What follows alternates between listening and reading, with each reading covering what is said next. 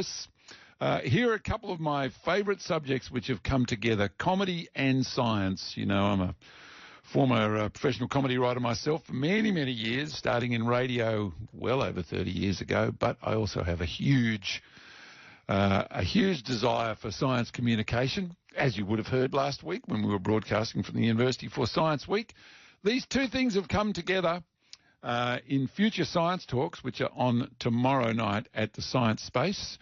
And I've got a couple of the participants with me. In fact, one of them in the studio, Dr. Alex Mason from Molecular Horizons. Hello, Alex. How are you going? Yeah, good. Thanks, Nick. How are you? Good to meet you, mate. And David Crisante from Future Science Talks is on the blower. G'day, David. Hey, Nick. What is this thing, Future Science Talks? How does it all work? Well, we have a group of scientists that have been working with us being a group of comedians and speechwriters, and they're putting together talks. They go for about 10 minutes each. The goal is for the talks to be 80% science, 20% humour, with the idea being that, we can make science a bit more fun and learn a bit more also not just about the science, but the scientists themselves. Who are these people? What attracted them to this idea? And what are they doing that is really interesting and helping to improve, life for all of us, I guess. Is it about making that communication to the public just that much more smooth and accessible? Yeah, so a lot of the time we've got a desire when we're talking about our own expertise to just explain rather than connect. And the value of comedy is that it enables us to connect with others. We can demonstrate that we see the world in the same way as them.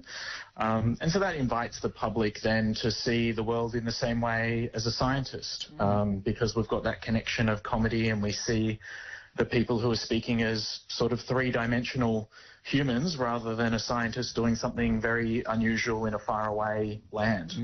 Now, Alex, tell me about your work. You're at one of my favourite buildings, Molecular Horizons, with the best gadgets in Australia practically. What do you do? I'm a synthetic cell engineer, so I take the building blocks of life, the molecules that are not alive, they're inert by themselves, and I think about ways to use self-assembly, and we're trying to make a cell from the bottom up, basically. Have we achieved that, or that is the goal? That is sometime in the future. Yeah, that is the goal. It's a pretty lofty, ambitious goal. We're not really that close yet, but that is the end result. Yeah. Well, I suppose life is made of things that are not alive, but it's just molecules, just chemicals, compounds, etc. So what is the end use for a synthetic cell? Does that mean you can experiment on it and see how it reacts to various drugs without using animals or humans? Yeah, potentially. I also like to think of it as more what we learn along the way. So the process of building things from the bottom up, learning about how these non-living components interact with each other, that can teach us a lot about the fundamentals of biology, and that will have huge impacts for other fields of research that use that knowledge, like in medicine, in health. So, David, does that immediately bring to mind we have these miniature Frankensteins happening in Molecular Horizons? Oh, exactly. I think Alex's presentation might even have a reference to Frankenstein. So there you go. Great minds think alike. Yeah. I think one of the values of doing or communicating in this way is that with scientists, it's great to talk to the general public, but also there's a lot of other people that they talk to. So in Alex's work, he might be speaking with industry or, groups that might fund his research. And so just being able to break it down in a different way with a, little bit of a chuckle can really help with that. What's the process of working with these guys been like for you, Alex? It's been really interesting. I've done a little bit of science communication training in the past, but the first time with humour involved, and they've taught us the science of comedy, the formulas, the tricks of the trade, so to speak. Don't give it away. Yeah, I won't. Yep. But it's been really interesting. Yeah. I mean, here you are, being on radio for the first time, as you said, and so all of a sudden you are communicating to so many more thousands of people. So have you been able to find some humour in your own work? Yeah, absolutely. Well, I hope so. We'll have to wait and see tomorrow night if I get many laughs. But, it's fantastic. That's one of the reasons why I joined the program was to, tell more people about my research, which I obviously find really interesting.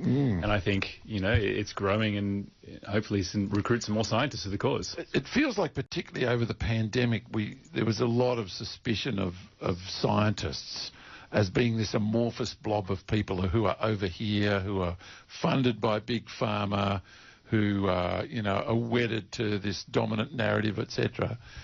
Do you think it's useful just to see scientists as humans struggling just as the rest of us do? Yeah, absolutely. We're in your community. We're your neighbours. We're at the shops. We're at the beach. Yeah, we're one of you. Yeah. And what about your own history, David? Did you come this from a comedian first of all, or did you do science training yourself? Oh, yeah. So I was working in science organisations, helping the scientists to speak to journalists. And one thing that I noticed was they're really good at speaking to their colleagues, but not so keen on speaking with others. So this program is aimed at shaking the coconut tree to such an extent that after this, Alex will feel that any other communications he does hopefully will be a lot easier. So we find that it really opens doors for a lot of the speakers, and that, we've run this program all across Australia. It's the first time we've run it in Wollongong, and we've had a lot of interest, and that's been fantastic. And what we find is after about 12 months, when we touch base with the people who were in the program, they've done all these weird and wacky and wonderful things as a result of having a bit more confidence and a few more skills. So how's the evening going to work, David? We're going to hear from 4 epic scientists. They're all at the University of Wollongong, and we're going to learn about what they do. They're going to show us a humorous presentation, and there's going to be a lot of laughs and a lot of jokes. We have 2 men, 2 women, and I can't wait. It's the first ever show that we've done in Wollongong, and I believe it's almost full. So if anybody's keen, I encourage you to grab a ticket today before it all sells out. Yeah, I mean, it's a great little venue as well. So look, I wish you all the best with it, David. Thanks, mate. Thank you. It's David Crisante from Future Science Talks, and Alex Mason. I wish you all the best on your communicating career. Who's your hero? Is it Julia Sumner Miller, Dr. Carl? No, Neil deGrasse Tyson. Neil? Yeah. Oh, see, what a great model. Yeah. All right. Well, look forward to seeing you up on stage, mate. Thanks, Nick. Thanks for coming in. Thanks. Good on you. That's Dr. Alex Mason, who works at Molecular Horizons. And there's some other great speakers tonight. That's especially at the UOW Science Space tomorrow night. And tickets are very scarce, apparently, so book now.